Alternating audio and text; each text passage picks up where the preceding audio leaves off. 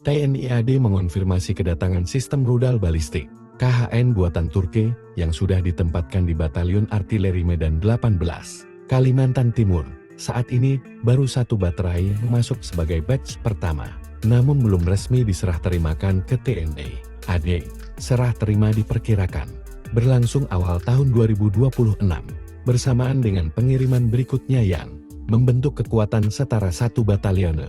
Rudal KHN memiliki jangkauan hingga 280 km dengan mobilitas tinggi berkat platform kendaraan 8x8, serta kemampuan tembak dan kabur. Dirancang untuk menghancurkan target strategis seperti artileri, sistem pertahanan udara, radar, dan logistik musuh.